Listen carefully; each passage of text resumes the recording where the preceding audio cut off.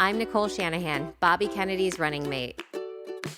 Welcome to Back to the People podcast, which highlights the growth of a movement uniting America, where our government is free from corporate capture and where we give voice back to the American public. In about August 2016, in the heat of the 2016 presidential election, I started to see AI censorship technology being developed by the highest levels of the U.S. government as well in our military for the purposes of speech control on the internet. Affirmatively putting out your own messaging was not enough to win the hearts and minds war. You had to subtract what the other people were saying so that they couldn't get their message out, so that your propaganda wins. People are going to put out this information which we don't like, right? Or which disfavors our political stance, then we're going to respond with censorship. And this was really how the CIA and the FBI and DHS and DOD and DARPA and the National Science Foundation all were able to move into the domestic censorship industry space.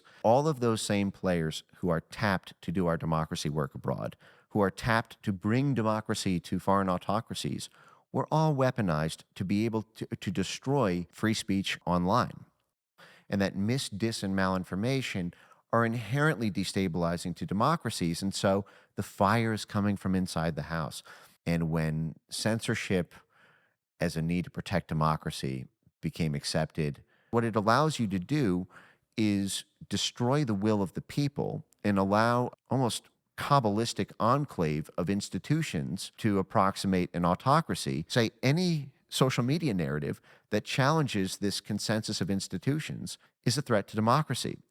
As soon as the 2020 election was over, they folded up EIP, and then they formed a new entity with the same four groups doing the exact same censorship work called the Virality Project, which was about pre-censoring all opposition to the upcoming rollout of the vaccine. It was really overly broad. It was even alternative therapeutics. Oh, yes. Which was the part where I was like, oh, that algorithm is very oppressive. This is not right. They put out 100-page reports bragging about this because their effective work in censoring COVID to get more government funding to do more of it in the future. I do believe that most Americans, when they understand what has happened here, would all agree where we are right now is unacceptable for a free and open society that has a constitution. I think you see through that in a very piercing way. I think Bobby does too. I think a lot of this is why so many people across party lines see you and Bobby as such a breath of fresh air.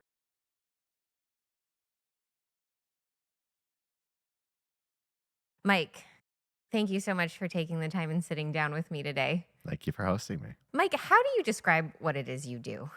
I think it flows from the principle of trying to preserve the golden age of the free and open internet.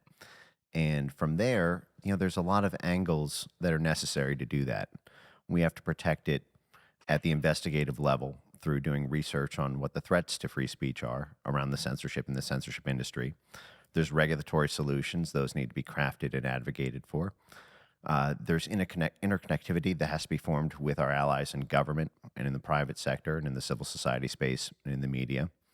And I see myself as having sort of a quarterback role of all those different component parts, because a lot of people experience censorship or confront the players in the censorship industry from their own particular niches. If you're a private sector company and you're being subject to an advertiser boycott or a regulation in a foreign country forcing you to censor things, or if you're a social media user and suddenly you've been demonetized or search banned or you had your account suspended, or if you're in government and you see these files from Discovery and you don't know how to interpret them. So, I try to take the holistic picture of it and try to bring it all together. When was the moment you decided that censorship was going to be, or freedom of the internet? I assume you started as a freedom of the internet advocate, and then you started learning about censorship.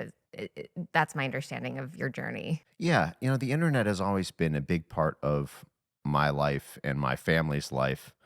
I grew up in a very internet household. My parents were doctors. I had a cousin who was in on the early internet in 1990, 1991, who told my parents this internet thing was going to be was going to be a big deal, and so you Yeah. should get in on it. And so they, Did you have AOL dial-up? yes, we Yeah, me did, too. doody doody. And so, you know, in the '90s, I was born in the '80s, and so my childhood upbringing was sort of a family business being appended to our house of buying internet real estate, and my brother was developing websites, and they took on this family business that became a big part of our identity around the internet.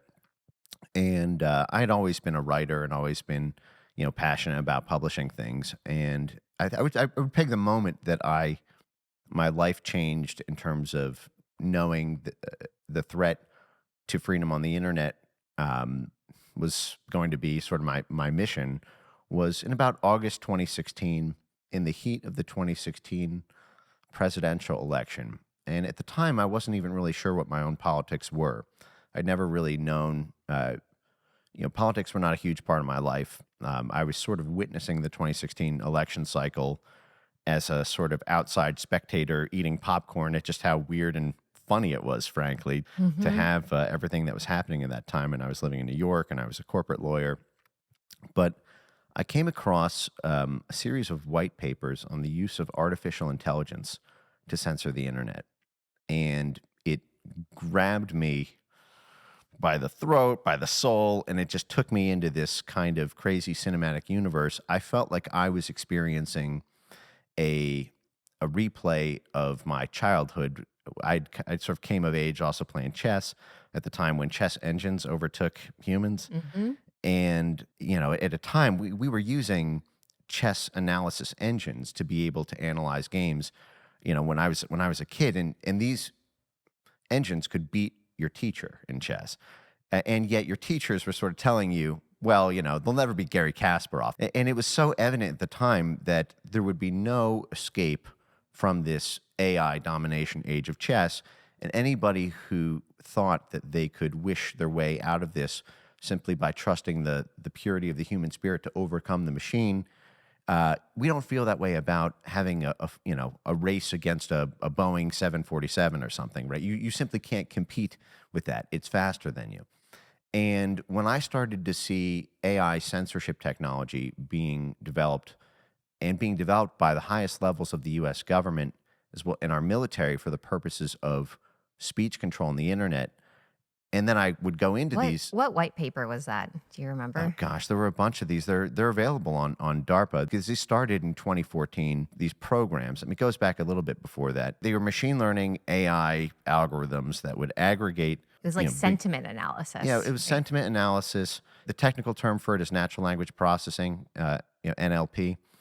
And it takes the language that people use on the internet and chunks it into meaning and searchable and targetable network maps is sort of the way they described it. And this was initially pioneered to help identify ISIS groups online, and you would break down the language that they would use in their propaganda, the prefixes, the suffixes, the slang terms, the hashtags, all the things that bind a community together by the concepts that they refer to. There were a lot of these grants that were dating a couple years back in 2016 to this, but then they were started to be applied towards domestic political matters. And the spearhead for this really came with Google Jigsaw, which was a company, well, it's a nonprofit tucked within Google. Jared Cohen's. Jared Cohen. Yeah. Mhm. This comes from a lineage of our military and intelligence fields using soft power projection to influence the affairs of other countries to make them more favorable to U.S. national interests.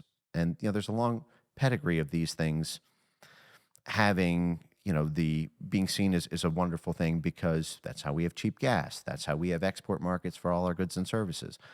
Um, and free speech advocacy was a big part of that to be able to pipe in favorable media, to be able to build up media ecosystems, to be able to swing hearts and minds towards the U.S. agenda. But when this technique for censorship was added to our soft power projection, because Google Jigsaw was one of these things that was said to be doing this free speech work. They were helping, with the Arab Spring and being able to make sure that there was freedom of speech online and helping, Yeah, I remember all of that. I was here during that time and, married to the co-founder of Google, or we were together, but living as a married couple. And I remember, I remember running into Jared. I remember running into those Googlers who were in the Middle East during the Arab Spring, and it was perceived as beneficial. It Right. was perceived as overcoming these oppressive regimes. I could see from the outsider's perspective that this is meddling in foreign countries' affairs, and we wouldn't like that if another country did that to us. But you could make the argument that this was part and parcel of 250 years of free speech diplomacy, if you will, exporting the First Amendment around the world and proceeding, at least on first principle grounds, around expanding freedom. When this new evolution of soft power, piping in censorship to other countries, piping in censorship of our own people, was added to that same blob's capacities, I think it fundamentally changed the nature of U.S. diplomacy and actually is leaving a tremendous amount of scar tissue about what our own national identity is. And so you saw this in 2016 during the election, and we were all watching this election between Hillary and Donald Trump. And the perception was at the time that Facebook had played a huge role in the popular narrative, especially here in California, was that Cambridge Analytica misused its access to data and worked with the Trump campaign to manipulate people over social media. And my perception was is that really changed things. That changed the entire game of social media and elections going forward. What was your perception around that? My perception is that was basically just a parallel type campaign to what the Obama administration had done with the use of data. There was that the same sort of Cambridge Analytica scandal that I think dogged the early part of the Trump administration was, I don't think it was particularly novel. I mean, this was something that the Obama administration or campaign was credited for as a very innovative thing with the use of targeted data and aggregating the data of users on Facebook to micro target your ads and things too. I think going back to the McCain campaign, but certainly in the Romney campaign on that Google Jigsaw front. I mean, you could go into in early 2017, just on the Jigsaw website, you could type in any sentence, in the world or any paragraph, and it would spit out a toxicity score, 0.27, 0.81. They were pitching this as that would trigger a content moderation response if something was over a certain toxicity threshold.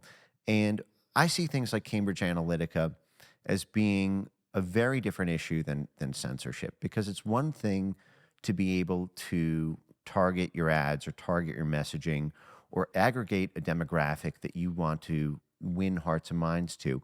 That's kind of good old-fashioned fair play. Do you think the censorship was a response to the fact that um, these other groups were getting so good at targeting uh, messaging online and over social media? I see it as a response. I see it as well, if people are going to put out this information, which we don't like, right, or which disfavors our political stance, then we're going to respond with censorship. Oh, absolutely. I mean, the whole censorship industry was constructed because propaganda, positive propaganda, and I mean positive in the sense of affirmatively putting out your own messaging, was not enough to win the hearts and minds war. You had to subtract what the other people were saying so that they couldn't get their message out, so that your propaganda wins. And I'm even using propaganda as a neutral term there, but every side has positive messaging about their own pitch. But this really goes back to Ukraine 2014 with the Crimea annexation there. That was when, so this predates Cambridge Analytica by a few years. This was at the time, there were these very complex set of events that happened in Ukraine in 2014, where the U.S. government provided $5 billion to support the civil society networks that would go on to overthrow the Ukrainian government. At the time, the process of overthrowing governments in the form of color revolutions and then folding them into NATO had gone totally unchallenged by Russia for almost 25 years. And the State Department and the Central Intelligence Agency and the pan transatlantic military establishment I do not think was expecting the response to that coup, the counter coup, where the eastern side, the entire eastern half of the country, broke away. And we're living in that civil war in Ukraine era to this day. The entire eastern side of the country said we're not going to respect this new Kiev government. The Crimea, which is a massively geostrategic important region for a number of reasons, formally had a vote with their own people to join the Russian Federation. And at that point, the military began to develop doctrines to justify censorship because they were shocked that their own $5 billion worth of independent media support and civil society organizations and co opted universities was insufficient to win the hearts and minds of the people in Mhm. Eastern Europe. And at the time, Georgia was beginning to break away more and more. And there was perceived to be, and you can even go back into the contemporaneous sort of videos and literature from the time, people like Michael Chertoff were openly talking about how shocking it was that people were buying the Russian line of things versus the NATO one, and that there needed to be a fix to this because at the time, NATO had not had to fire an offensive bullet or a defensive bullet in its entire history, and since we had bombed Yugoslavia in 1995, but that was 46 years after NATO was even made. It was formed in 1949, has never had to defend itself once. All of its offensive operations were totally voluntary for the purposes of regime change. At the time, after Crimea, the military began to totally reformulate the way it saw war. And it said that actually the biggest threat to NATO is not a hostile military action from Russia. I think they would come to eat these words about 8 years later, but it was Russian influence over domestic hearts and minds or domestic political elections where populist leaders would rise to power. It doesn't matter if they're from the right or the left, but populist leaders would rise to power and would want neutrality with Russia or restored energy relations with Russia. And because the government in a democracy is technically a civilian control over the military, they would simply cut off the military operations. And so the idea of war really went through this kind of doctrinal transformation where war is no longer about tank to tank engagement. It's a political warfare to dominate elections. And in order to dominate elections, you have to dominate the media because that's where the hearts and minds of a democracy come from. And so the military had to move more aggressively into the media space. In tandem with the Cambridge Analytica sort of publicity was the Russiagate one. And this was really how the CIA and the FBI and DHS and DOD and DARPA and the National Science Foundation all were able to move into the domestic censorship industry space before Russiagate sort of died on the vine in the summer of 2019 when the Mueller probe ended. There's about 2.5 years of this massive infrastructure building. And this was more about a counterintelligence predicate, this idea that we need to be able to have a mechanism to censor Russian propaganda or Russian trolls or Russian bots or people who are being used wittingly or unwittingly by those. And that's really how they got the hooks in. And Yeah. then when the predicate for that fell out, the hooks stayed. Let's talk about the predicate and whether or not it was real or justified. Because I think that's where a lot of America is stuck right now is the justification for the deployment of censorship the way it has been. It's certainly here in California, and you are sitting in, the belly of the beast here. We're here in Silicon Valley. Stanford University is, a few miles, to my left here.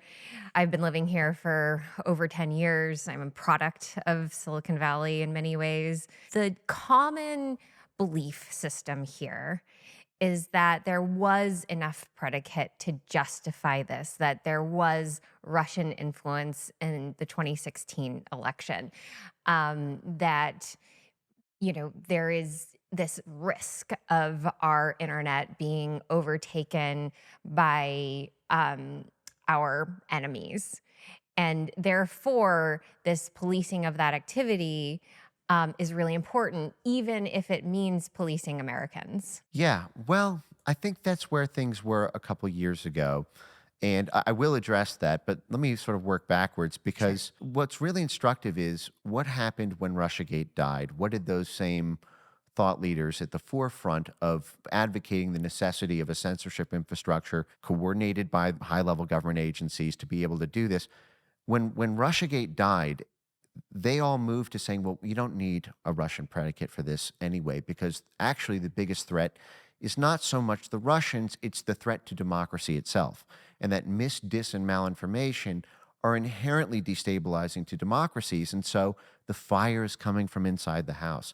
And a great example of this is Stanford University, which was at the dead center of this switch. I call it the foreign to domestic switcheroo. This switcheroo from a foreign predicate that this was needed for counterintelligence purposes to a pure domestic predicate that is necessary for democracy.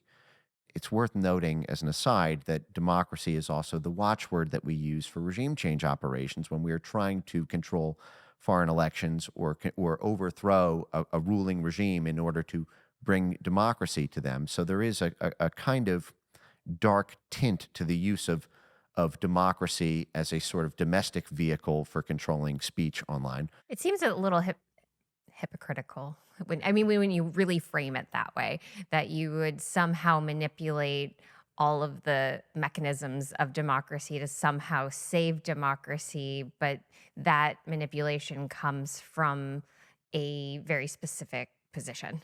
Right. It's like this desire for omnipotence that would be ideal for maintaining the prerequisites for democracy. But what happens if that, supposedly objective player is no longer objective? Well, they were very aware of this actually at the time when they were setting this up. They had a sort of envy for the China and Russia and so-called authoritarian ability to control information systems. And so when they were setting this up in 2017, they would have these stakeholder conferences. They would have all sorts of live streams, Zoom calls, white papers in order to consensus build how all the different players in this new whole of society alliance would tackle the disinformation problem. And they were very acutely aware of the hypocrisy at the heart of it, which was this idea that everything in foreign policy is framed as democracy versus autocracy, because under the sort of Wilsonian edict to make the world safe for democracy, that gives us the predicate to do all the work that we do through the State Department or USAID or the National Endowment for Democracy or the CIA to actually go into these other countries and try to influence their elections. The underpinning pillar of all of that was this idea of democracy being a better form of government because it's more legitimate than an autocracy, because a democracy's government is elected by the people, and so it serves the people, and so it has that inherent legitimization against tyranny because it's government by consent of the governed. So free speech has always been a big part of our diplomatic toolkit. We sanction countries that don't allow free media. That has been because an attack on free speech is an attack on democracy. But they were very keenly aware that what they were setting up was closer to autocracy than to democracy. And so they had to sort of go through this doctrinal reformation of what democracy even is in the digital age. And they were sort of making a similar argument that social media online was a kind of weapon that democracies were never prepared for, in the way that assault rifles were something that the founders were not ready for when they put a Second Amendment in place. Democracy is the best form of government, but it wasn't ready for social media and the kind of interconnected peer-to-peer communication systems that social media allowed. And they moved towards a different concept of democracy, that the definition of democracy is not really about a consensus of individuals in the form of a vote. It's about a consensus of institutions. And the media are institutions that need to be protected, that government agencies are institutions that need to be protected. University centers are institutions that need to be protected. Some of our big blue chip companies are institutions. And this idea of saying that democracy is about institutions, not individuals, plays a really clever trick, because what it allows you to do is destroy the will of the people and allow a sort of almost Kabbalistic enclave of institutions to approximate an autocracy. Say any social media narrative that challenges this consensus of institutions, accountable to nobody, elected by nobody, is a threat to democracy. And that allows you to bring the diplomatic toolkit of the State Department and the Central Intelligence Agency and the U.S. military and the web of soft power institutions that Stanford plays a very large role at, I should note, as well as Google and other large players around here, in order to neutralize those. And what we saw in the censorship story here in the US is that all of those same players who are tapped to do our democracy work abroad, who are tapped to bring democracy to foreign autocracies, were all weaponized to be able to destroy free speech online. Mic drop.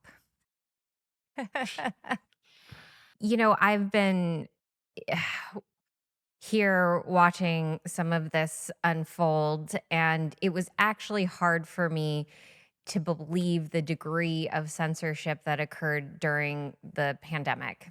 It actually took me through my own personal journey, understanding my daughter's chronic health issues, that I understood the extent of censorship, even in science. Yeah. My journey of coming out of the shadow of all of this, because it's really hard. Like, there's really smart people here in California and New York and Europe who are made to believe that the government is attempting to preserve democracy. But if that definition of democracy now means democracy of the institutions and the organizations versus the will of the people, I think that this is a story that would convince more and more educated people who love democracy, who love this country, to also come out of the shadows. Yeah. And I think where we get to in consensus around this is the fact that it's impacting our lives in significant ways. I see it as impacting our lives as it relates to health, as it relates to decisions around education, as it relates to what we eat, as it relates to how we treat disease. So these are really big issues that the average American voter is really thinking about right now. Oh, yeah. Allowing things to continue as is isn't really an option because of the fact that the censorship since the pandemic really started to infiltrate into these household decisions. Yeah.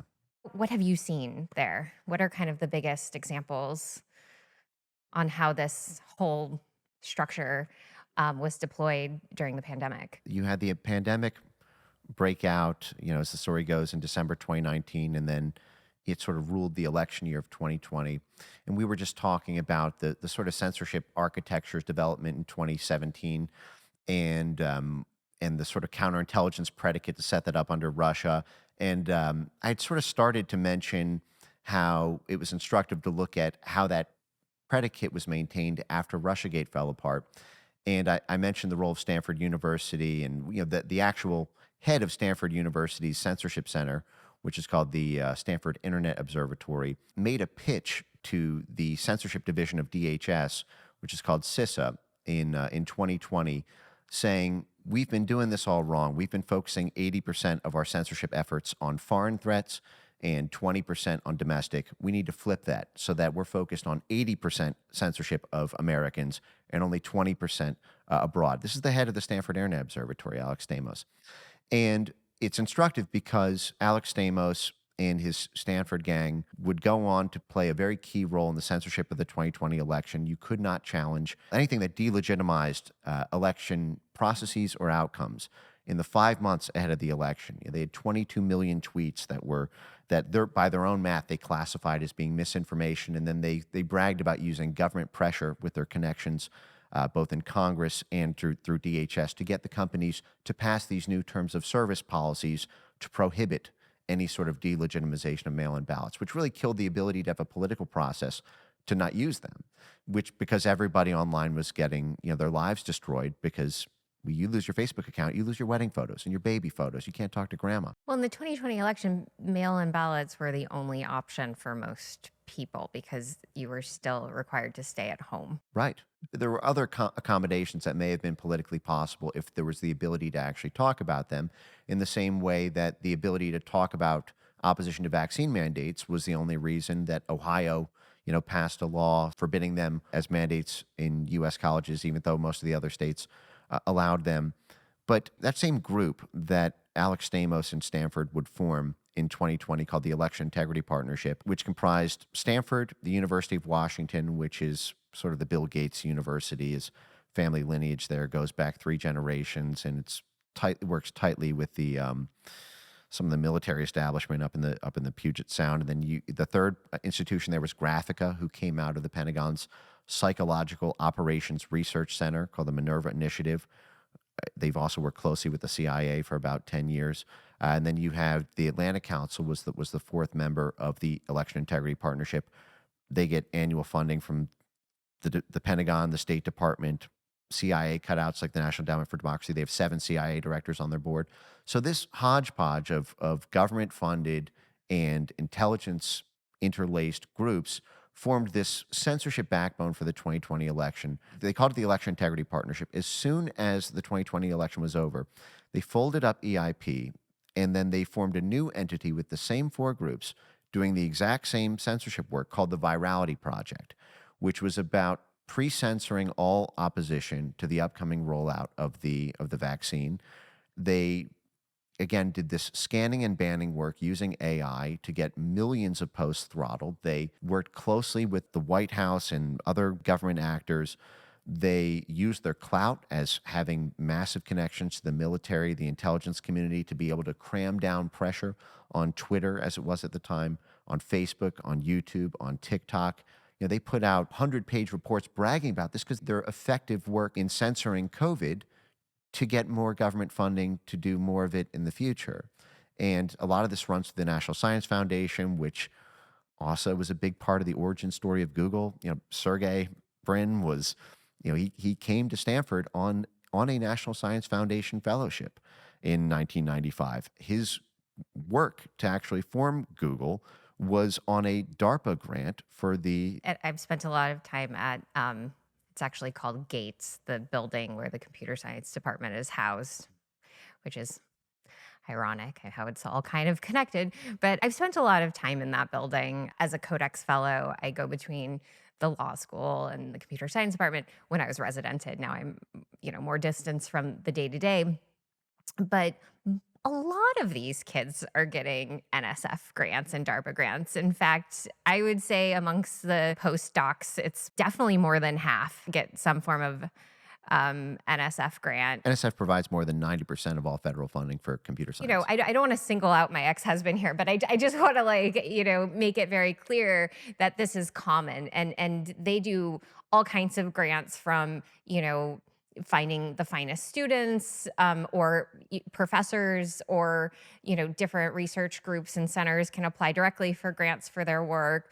It is normalized academically. This isn't being there. It's always just been presumed as being an important relationship, and you're doing service to the government by taking these grants. That's completely true. It's the nature of it. I mean, this was something that was started in 1993 called the Massive Digital Data Systems Program, whose explicit purpose was to track how birds of a feather flock together online.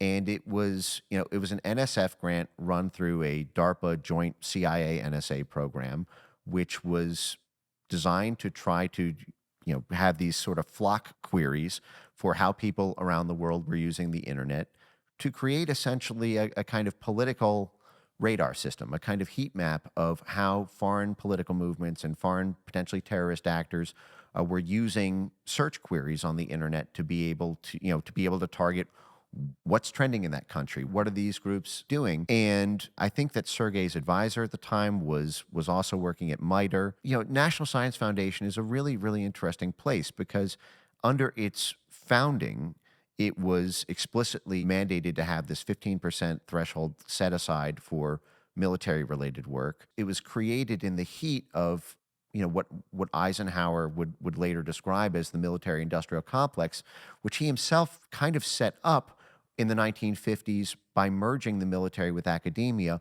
by having the military fund academic researchers to create the instruments of statecraft that the U.S. government and intelligence services and military could use. And you can argue that this is a beautiful thing and that we would not have the modern world without that. In fact, George Friedman, who was the head of Stanford, gave a talk in Dubai a few years ago, where Dubai was looking to take this oil wealth that had accrued to be able to sort of build a more diversified economy and develop its own technology. And he was advising them to copy the sort of Eisenhower blueprint of do it in the name of your military, fund the academic institutions to create these new play toys for you that'll be cutting edge because they won't necessarily need to turn a profit at first. This will be government subsidized.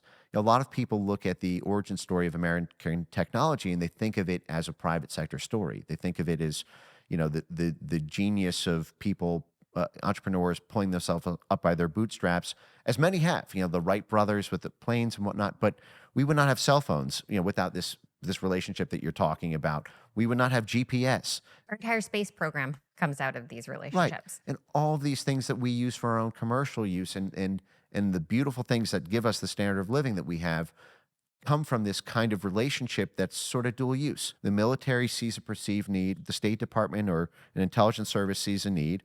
They run it through the National Science Foundation, which is essentially their civilian arm, who then kicks grants out to the universities, who then create a kind of dual use technology, something that can be used for classified purposes, but that can also be used for retail purposes. Yeah. The Stanford story really runs through that, but I think it's important to note that it never really left. You said something earlier that one of the products that's now coming out of this relationship is the hearts and minds of people. Yeah. And that's really stood out to me in the work that you've done, is that it's one thing if these relationships are designed to, foster innovation in the economy that benefits people and empowers individuals and empowers individual thought. That has been achieved over the years. I mean, if we think about all of the benefits that have come out of the internet, in the 90s and early 2000s, Yeah. as we were growing up, I think we're similar in age. It's accomplished a huge amount in individual empowerment, but it turned. So 2016 was the beginning of that turn. 2020 was the locking in of that turn. So we're stuck here now Mhm. in a place where I don't think anyone wants to be. I don't think that the purveyors of this infrastructure necessarily want that.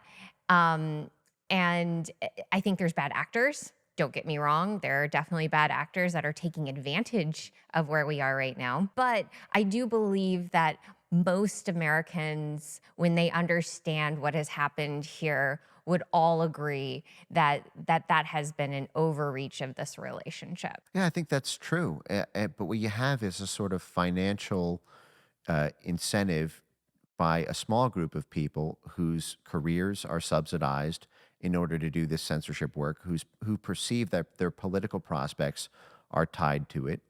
And, I mean, to come back to the National Science Foundation on this, because, as you mentioned, we're here in the heart of this with Stanford nearby, and this also sort of gets to the censorship of public health and pandemic and autism related issues and you name it.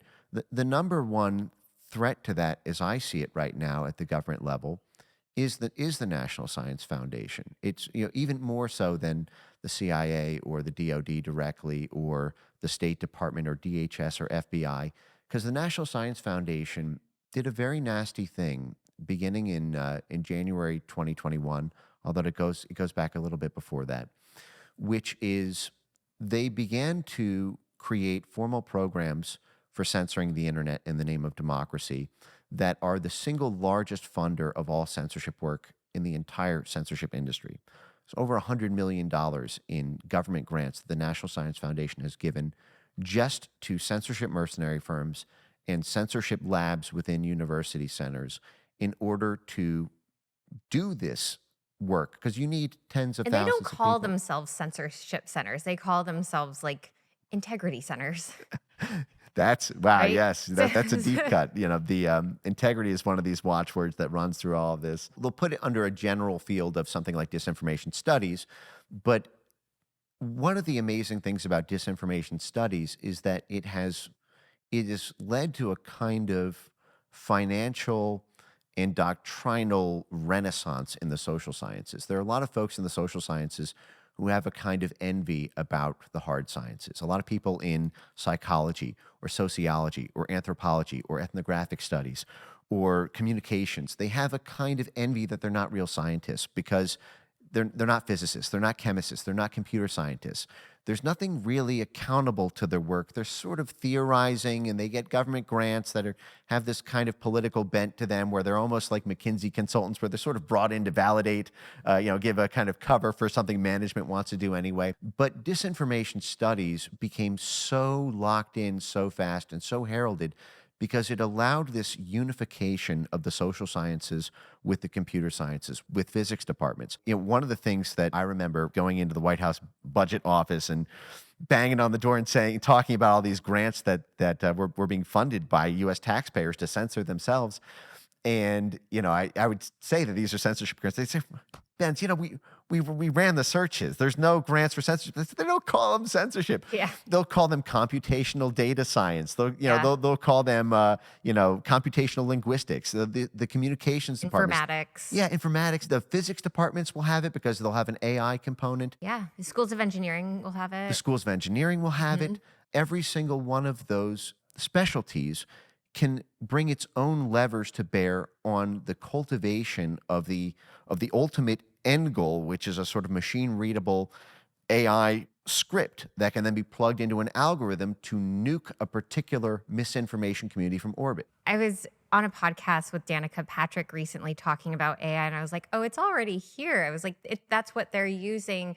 Anytime you get shadow banned or you post something, but it automatically gets blocked, there's no one actually physically looking at that or tagging your account. What they've done is they use these large language models, which these days are a dime a dozen. Right. They're very, very inexpensive to operate. I mean, for $100,000, you could get one up and running pretty quickly. It's a simple language model where it would just tag, certain things, and that would be flagged as something that would automatically get blocked or go through a review process. Typically, that review process doesn't even exist anymore. You have to ask for it. Yeah. They automatically will ban it or lock you out of your account, and then the process for getting it reviewed by a human is actually very, very long and arduous, and they don't staff those groups in serious ways. That's totally it. I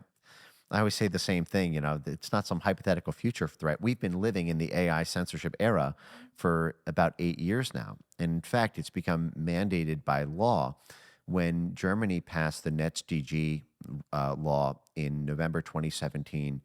It forced all social media companies operating, in Germany, and this, by extension, this would be applied in the EU and the US under penalty of this. The use of AI was sort of a safe harbor to a $54 million fine for not removing, misinformation within 48 hours, and this really led to this kind of industrial boom to create the best AI censorship superweapon.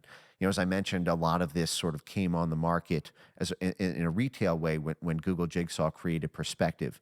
But then, as you mentioned, it's dime a dozen. There's so many. Everyone's competing for the best censorship software to license to the platforms or to license to some of the intermediating kind of middleware institutions like NewsGuard in order to be able to scan and ban at scale. As I mentioned, when the 2020 election, when Stanford and EIP, classified 22 million tweets as misinformation, they weren't manually going through 22 million tweets. They only had 120 people in that whole consortium. It was probably 6 core engineers who are actually running the show. And MITRE, one of the largest military contractors in the United States, created this AI censorship software that they would then use. It was called Squint, so you could just squint through the internet and see what everyone's saying.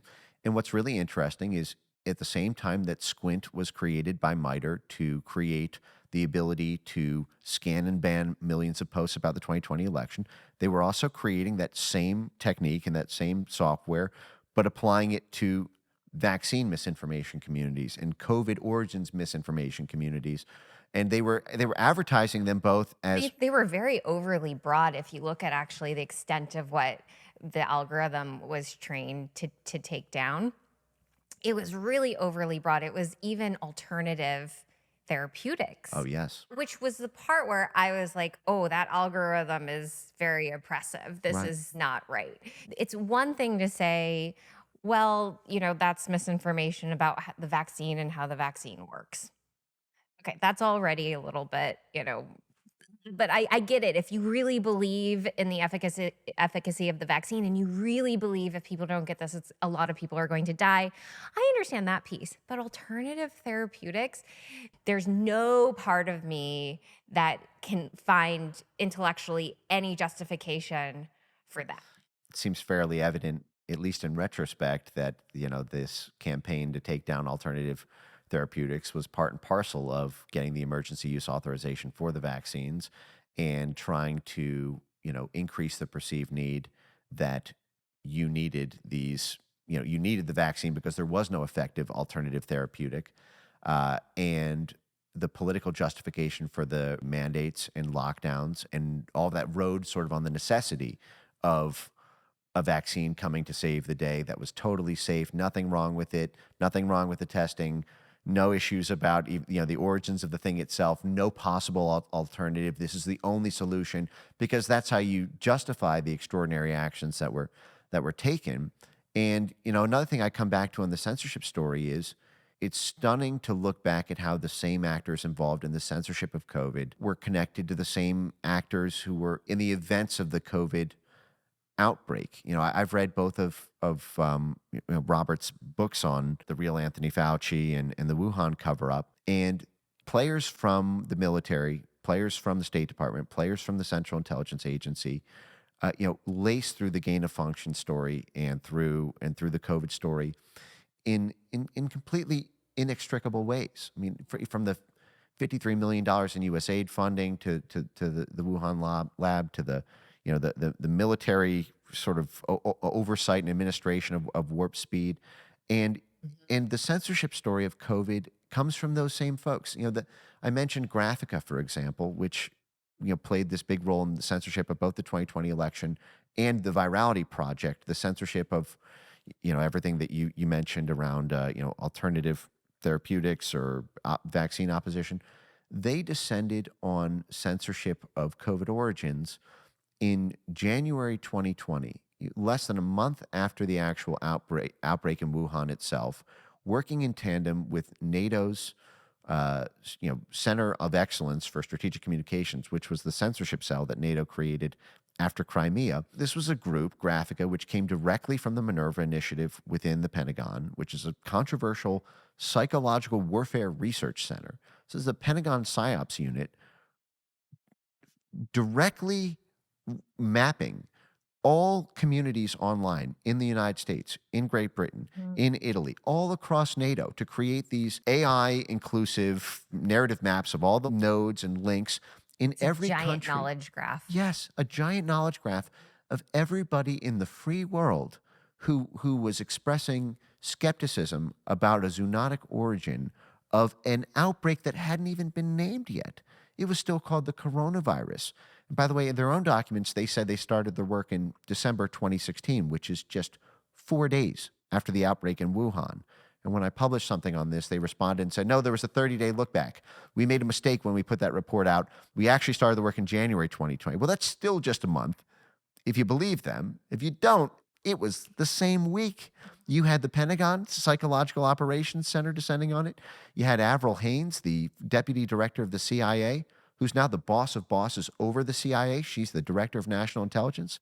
She was directly participating in the Event 201 censorship simulator, because that wasn't just a simulation of a bat-based China-born coronavirus where they specifically, sort of predicted, one might argue, the exact thing that happened. If you look at the Bat Lady funding with the USAID money, that tabletop exercise was happening the same month as the military games issue in October 2019, where a lot of people think that it may have actually been the initial source of the outbreak. But then you had them simulating what would be necessary to censor the internet, and specifically to stop conspiracy theories and misinformation about about the origins of the vaccine being potentially a lab leak or man-made. What is the number two at the CIA, who's then promoted to be the boss of the CIA, doing, making a presentation at that censorship simulation for how to censor U.S. citizens having questions about an almost identical outbreak to what would just happen as an outbreak 8 weeks later. And then it's the same CIA-connected institutions like the Atlantic Council with 7 CIA directors on its board and annual funding from the State Department and the U.S. military that are running the actual censorship that the CIA second in command was proposing directly over the entire course of the pandemic. And then you have these military pass-throughs like the National Science Foundation providing tens of millions of dollars of funding to create a government-subsidized intelligence interlinked control mechanism for free speech. So this is the sort of thing that's a blueprint for total information control. And if it's not stopped now, it's going to be impossible to stop a generation from now. I agree. I try not to assume intentional malice. I try to assume there was initial good intent and it just got out of control and they made mistakes. Course correcting from this point, assuming that, everyone's on board with acknowledging that where we are right now is unacceptable for a free and open society that has a constitution at the root of its existence. Yeah. How do we course correct? Is it as simple as unraveling corporate capture so that we don't treat democracy as the democracy of these privatized organizations? Do we start there? Do we go into each of these agencies, which has its own AI department that controls information?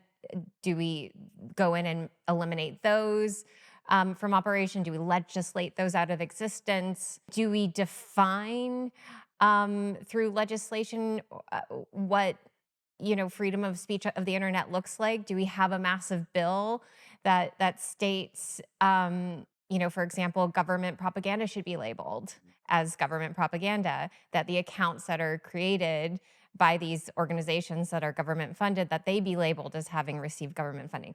I mean, there's so many things that we could do right now, but what are the highest priority ones in your mind?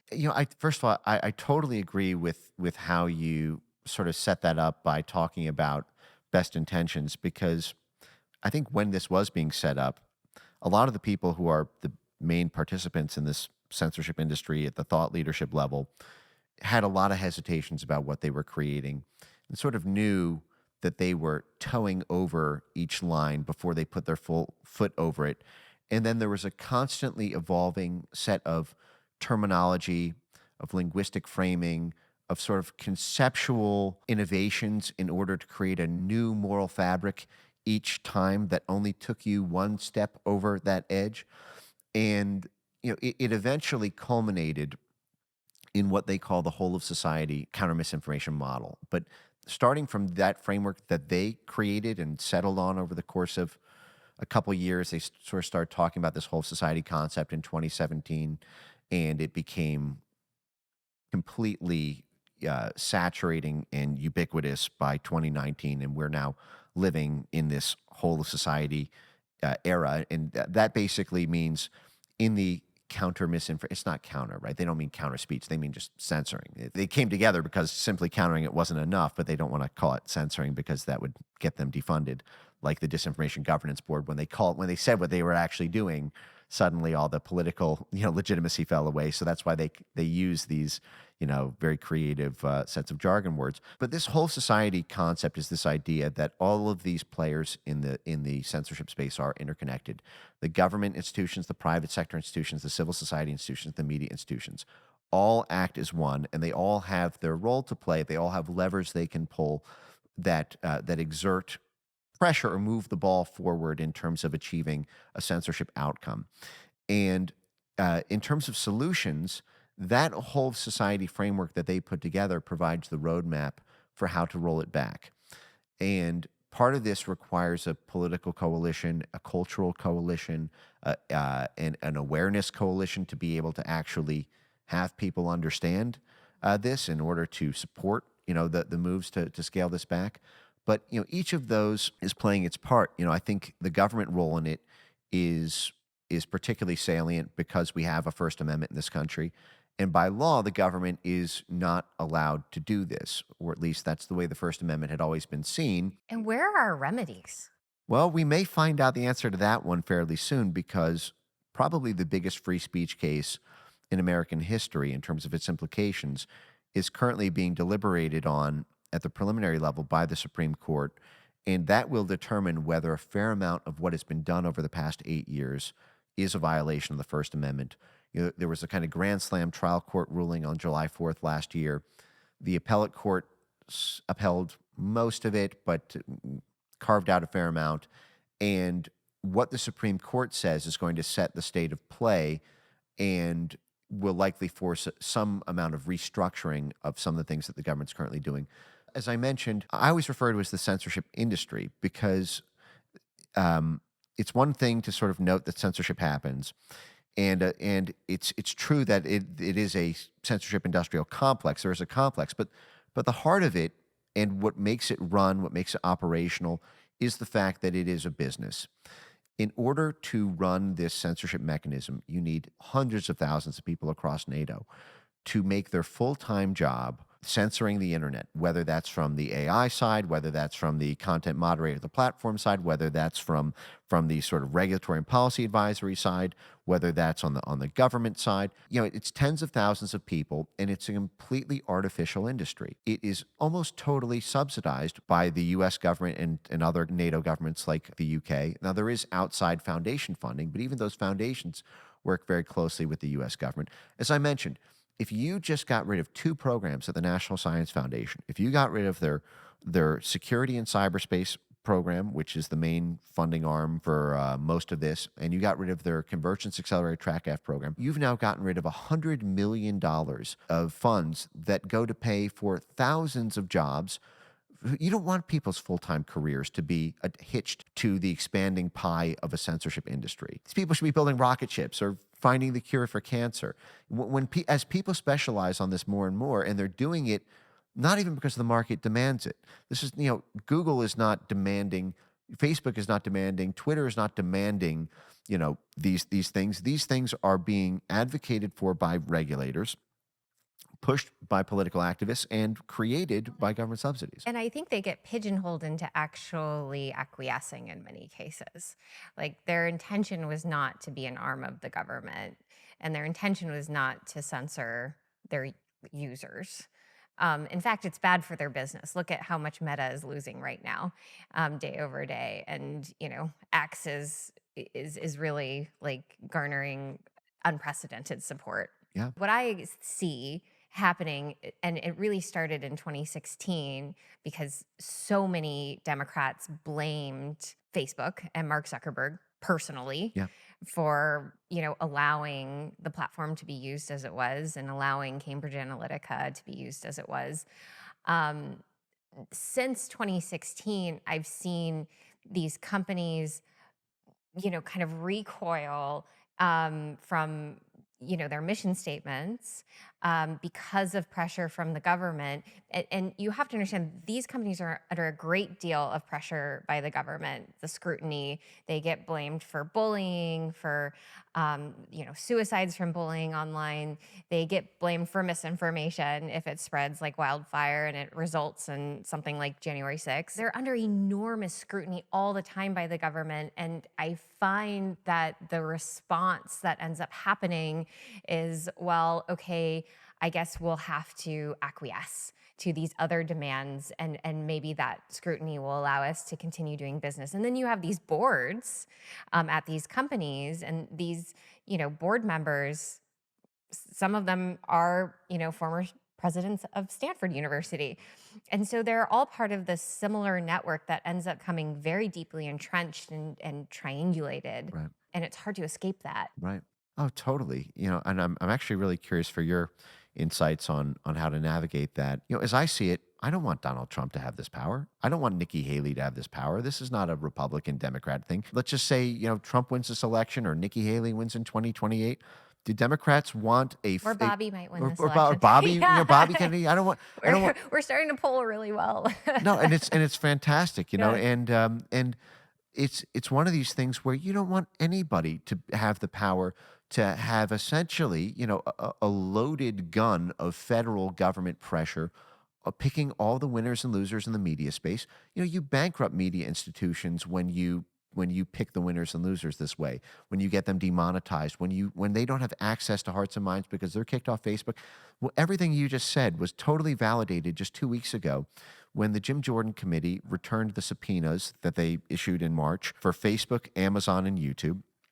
Nick Clegg, who is the head of public policy at Facebook, wrote an internal email responding to the intense pressure from the Biden administration to censor medical misinformation and vaccine skepticism, and basically was frustrated, didn't want to do it, but said we have to because we're working with the administration on multiple policy fronts and we need to remain in their good favor.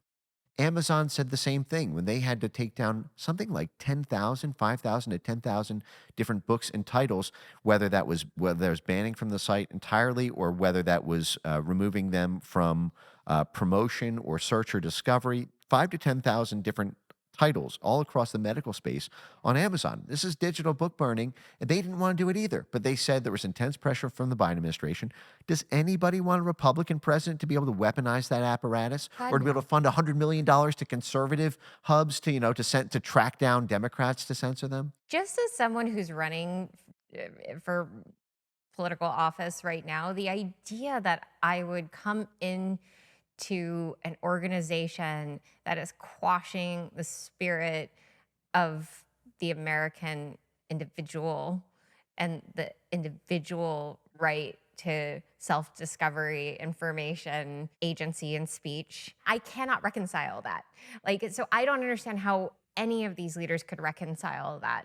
There's not a part of me that could allow that to progress. And I think that in reasonable conversation, there could be an unwinding of this very delicately without it feeling, like we're doing a truth and reconciliation, kind of situation, but it just using common sense and dignity and our body of laws Yeah. that are so deeply important to our success and overcoming of these very challenging times ahead of us. I think we all recognize the next 4 years are going to be bumpy. They're going to be very, very bumpy. They're going to be very hard to get through. And our best defense is the Constitution, and it will always be, and it has been. I oftentimes tell people who are worried about AI, and I say, look, our best defense is our Constitution and our judiciary. And even like the Computer Fraud and Abuse Act, like it has evolved. It has shown us incredible capability to expand as technology expands and as, this evolution in robotics is upon us and the internet becomes more sophisticated and kind of all encompassing. So for me to say, as someone who's looking to be elected by the American public this come November, and Bobby Kennedy as well, there's no part of an individual stepping into this role that could in their right mind continue what's happening with censorship, continue to allow these agencies to have their own individual units that are operating in this way. If this is not on the radar of our elected officials right now, they ought not be in that position. Totally agree. This is just one of these things where just having watched these people's own moral evolution over all these years through this, I think something has happened when the idea of democracy itself, because a lot of these people's jobs are in democracy promotion as a field, and when censorship as a need to protect democracy became accepted as a matter of, just faith, that it was a sort of truism unto itself, it allows you to not even have to think about the damage you're doing, to the trust of the American people or to all of the underpinning precepts, because you've sort of assumed it away in your model. Well, we need to contain misinformation to protect democracy. So we're not censoring, we're protecting democracy. And that's what we do. We're democracy defenders. I think you see through that in a very piercing way. I think Bobby does too. I wish that this were not a partisan issue. As I mentioned, I don't see it as one. There are many Republicans who are on this pro-censorship side. A lot of them come from that same democracy promotion, foreign policy establishment folks. They're folks around the sort of, George Bush lineage of the party. They're folks around the kind of oiling. McCain, McCain is a yeah, huge part, and the McCain Institute is a huge player in the space. huge player. So is the Bush Center. I think part of this is what's happening in the struggle for free speech actually has a lot of parallels with yours and Bobby's struggle within the Democrat Party itself, because we may have policy differences on any number of issues, but that's the ebb and flow of democracy. You win one time, I win another time, someone else wins a third time, and it's who can do the best job winning hearts and minds. But if you're not even allowed to enter the arena to do that hearts and minds work, there's something bigger that has to be confronted. And within the Democrat Party, there used to be so much vibrance. I think it's cannibalized itself a bit. I think it's, the snake eating its own tail. That has been my personal experience in watching this unfold. And I see it in many areas from, we're talking about censorship now, but I even see it, them cannibalizing themselves as it relates to climate change work. I've seen them cannibalizing themselves as it relates to social justice work. And it strikes me that where the party has gone is in actual true disarray, that they're unable to even understand where the nucleus of their efforts ought to be, because they have so focused on the fringe propaganda as having worked for them and still working for them in many ways. But it's lost sight of truly deeply solving the problems that they sought to solve originally, which were, how do we give people opportunity in this country? How do we think through ecosystems? How do we hope for the free market to do what it needs to do, but directionally pointed in a way that is sustainable and beneficial to the most amount of Americans? They're not achieving any of those goals right now. And I think it's largely due to the fact that they've actually self-censored. Yeah. Um, and I felt that. I felt like I was being censored within the party, and it didn't make any sense to me. And that's why I use the word. There's almost like this issues and values-based cannibalism within the party that they're stuck in, and they feel it too. They definitely feel it, and they're getting more and more desperate. I think that's And why their you back doors aren't working as well either to those media outlets, Yeah, that because they've cannibalized the integrity of their media right. outlets. Well, that's Yeah, why they have these trust programs through the National Science Foundation to make sure that yeah. that those media outlets are sort of clockwork orange and everything. But honestly, I think a lot of this is why so many people across party lines see you and Bobby as such a breath of fresh air, because your ability to break down doors and access the minds of folks who are close to you and your networks as being something that sort of echoes the struggle of everyday people trying to do this in this sort of big tech world, and against the censorship Goliath, which is. And so can I ask, where do you see the crux issue of that, or has there been anything that's you've sort of seen as a breakthrough, or a reason for hope or optimism, or a trend even that you see over the next few years in your own sort of battle with the establishment? Not to put it in the context of battle, but your own sort of struggle, to elevate, your political presence. I've had ambitions since I was very young of always kind of being compassionate and understanding, but intellectual. So the heart and mind connection has always been very important to me. And um, in this moment, as we are using our minds to analyze what has gone on here, we have to use our hearts to have the courage to break through these definitions that were set over the last 8 years, these definitions of what democracy is, the definitions of what free speech are, the definitions of what protecting democracy looks like. And so I tend to think that we have to be very brave in this moment as we diagnose where we are and we diagnose where we position ourselves in terms of seeking a solution. So structurally, you, it is very important, I think, that we have these outlets to have these conversations that are not, bipartisan by any measure. Like we're all talking about the First Amendment.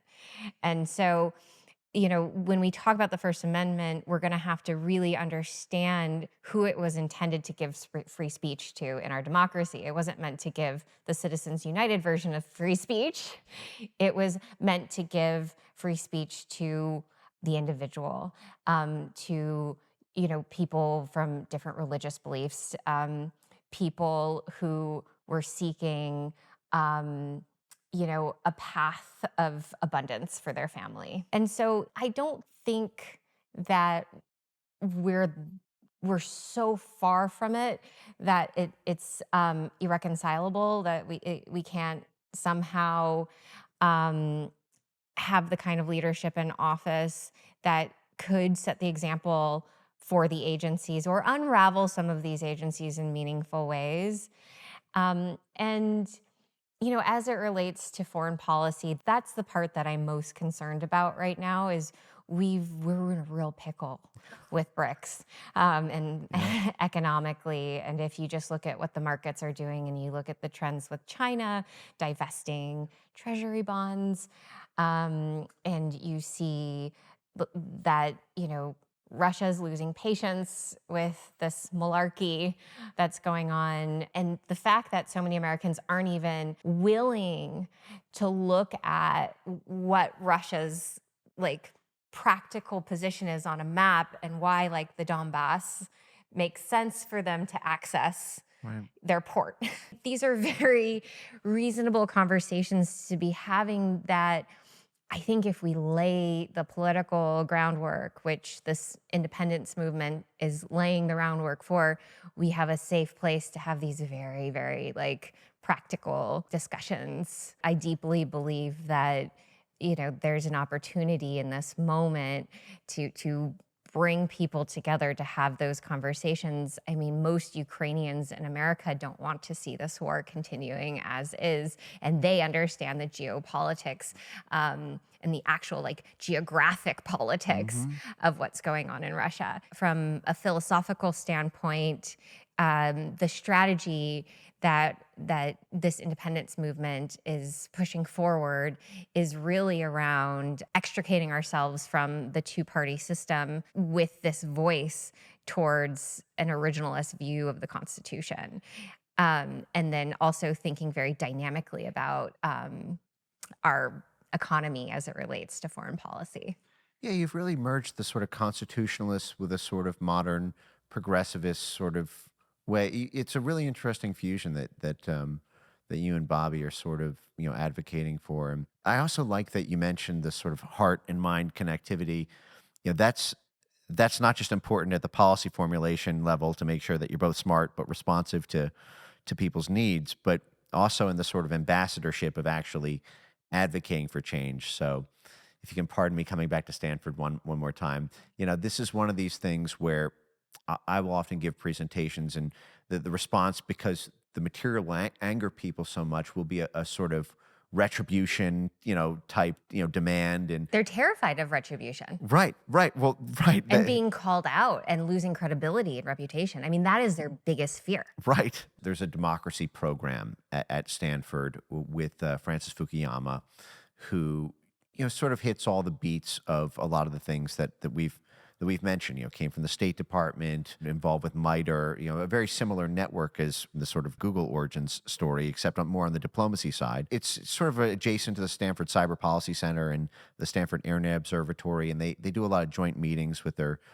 Stanford sort of Democracy Center. And Francis Fukuyama, as folks may know, is very famous for the end of history coinage, the idea that you know, small L liberal democracy was going to be sort of the only government in the whole world after the Cold War ended. And this is sort of the unipolar moment for America. And at Stanford, as I mentioned, you have numerous uh, branches within the institutes there that work on censorship issues. And he led a panel discussion in 2021 that was essentially trying to plan how to get the U.S. government to subsidize um, middleware solutions to content moderation. Basically, these companies like NewsGuard or the Global Disinformation Index, because they were not profitable at the time, and they wanted to create sort of like a government cartel for it. And in one of those panel discussions, Fukuyama openly said that we may need to think big about ways to essentially get rid of the First Amendment in this country. That we Well, should. you see, Don Lemon today even just said, these social media platforms aren't responsible for freedom of speech. Right. Because that is actually what the Biden administration is arguing for in court, that the First Amendment should not be so classically interpreted in the social media era. The government needs to play a role in pandemic response and containing the spread of false viral misinformation. The government needs to be able to preserve the perceived legitimacy of elections by censoring people who cast doubt on election results. They're making that argument formally to the Supreme Court Hmm. because I think naturally there's been disproportionate targeting of more conservative folks, although it happens to plenty of folks on both sides. I don't see this as a partisan issue at all. This just happens to be where, I think a lot of the early energy for some of this formed because of the targeting in that disproportionate way. But those are difficult conversations to have with folks like Francis Fukuyama. From that perspective, I think there's a sort of call for a very sort of harsh response on that for the damage that's been done. Whereas I see a lot of the solutions as being sunset it, Sunset it. just defund it. Yes. Defund, sunset, move on. But that's one of those things that to even get the political will for that, there does need to be, this bipartisan, nonpartisan, principles based view of seeing it. And I'm curious for how you and Bobby might approach someone like that who you may agree with on a lot of issues, maybe not so much foreign policy now I think about it. But have you been encouraged by folks who were on the edge between your vision of the world and where they were? Do you take heart in that? Because surely now that you're such a public profile and now that you have millions of people in the country are tuning in and likely to vote for you, can I ask what has been sort of maybe the most encouraging to you over this? Because I know there's been a lot of hardships to overcome, but Yeah. It's encouraging to me to see the data around what pieces of information are getting picked up by whom. So Gen Z is very impressive. We kind of didn't start really questioning the government until around 2016. I mean, let's be fair. For me, it was like 2021. yeah, It took me a little bit longer. I kind of like forgave some of it and still had faith in our political system. But what I'm seeing in Gen Z right now is an automatic distrust of the government in general. I mean, that's good and bad. It's good in that they're finding new ways to seek out information and truth. It's bad in that there is a little bit of an anarchist. We hate all forms of structure and, right, dislike all forms of leadership because leadership is inherently oppressive. So that's right, that's where we got to bring some of them back and show through, I believe, the leadership of our generation, because we are this bridge generation, we millennials, is to show that we are finding balance between the two. And so I have a great deal of faith in this third party movement right now, in that we're drawing so many young Gen Zers with these really simple common sense positions, like food should be real food. You should enjoy sunshine. Sunshine is good for you. yes, Right? And, health is from this position of thinking for yourself, finding information, finding good information, and interpreting it into your own life. And I also see the nature of how Gen Z thinks about work Mm, changing. yeah. If you look at, how Gen Z is being hired even in this election, it's like there's this handful of these Gen Z influencers and everyone wants them on the team because they're so powerful, because they are an independent voice. And historically, like, if you could get those independent voices, these young independent voices, to align with your candidacy, it would be incredibly helpful Oh, and yeah. powerful. Gen Z really does understand their power in ways that we didn't understand our power when we were that age.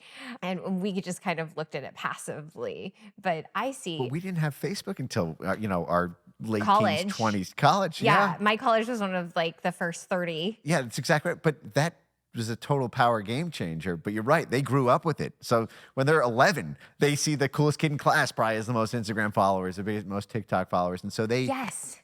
So they have been geared since like childhood to understand the data of consensus, and that data of consensus equals power and influence. well, it's great too because you guys are young and you have a lot of vitality. You both what you talk about the policy level and the way you present has a lot of energy. You guys look like you eat well. You guys look like you work out. Hopefully, the new generation can help burst as they mature some of the I mean, being stalemate. a Gen Z person on social media being censored, could you imagine? Like, I couldn't imagine being in my early 20s, passionately posting onto Facebook and having it banned. I used to put this thought experiment to some people. Would you rather spend a year in prison, but then be allowed when you get out to say anything you want on YouTube or Facebook or Twitter, have internet freedom for the rest of your life, or would you rather have your accounts banned from the internet? And as people thought about the question, it's like, wait a second, I run a media business. I'll take a year in prison and then be able to have my business for the rest of my life, as opposed to being out of business for 70 years. I have to live out the rest of my life kicked back to the industrial age. Everybody else is in the information age. As a kid, it's not just like knowing that that's your career prospects because your brand, and so much of this is gig economy. And if you are a flower shop, you want to build your expertise by promoting your horticultural things on your TikTok and your YouTube. It's your culture life, it's your dating life, it's your interconnectivity to your grandparents, and to have that an account banned when there's only a handful of platforms on the internet with relevance is like It's stripping your identity. It's like taking away your citizenship as a netizen. yes, Um, that's a great way to put it. so Gen Z will not stand for this. Yes, So that gives me optimism. we just need to convince them that because they know its power, that it should not be weaponized against their perceived political opponents because of the dual edge of that sword. My concern is because they know its power and they know how effective it is, they may advocate for it because it will take out, because young people are very passionate. They have a very strong sense of right and wrong. That's maybe a few years ahead of their cognitive development of Right. of the nuances of those things. And so my fear is many may appreciate its power and therefore want to preserve it. Um, you don't want to create, forgive me, a sort of Anakin Skywalker situation where it Right. sort of becomes Darth Vader because they know. Yeah. Young people more than anyone are looking for that North Star. We live in a society where political figures are celebrities. And so it comes with a great deal of responsibility knowing that how these young people are going to use these most powerful tools is going to be guided by us in this moment. And that's why also core to this campaign is really working to not use mockery to weaponize opinions, and to not use character assassinations. Like, we don't have a Liz Smith on our team who's working with a Matthew Hiltzik to put out a New York Times hit piece on a candidate, right? We don't have that. We're not going to do that. And part of the reason is because we understand our responsibility, to our young people, to lead by example. Well, I wish you guys so much success. It is true, actually. Now that I think about it, I can't name a hit piece coming from your camp which is almost unheard of. I think what you're doing is very trailblazing, and I wish you guys a tremendous amount of success.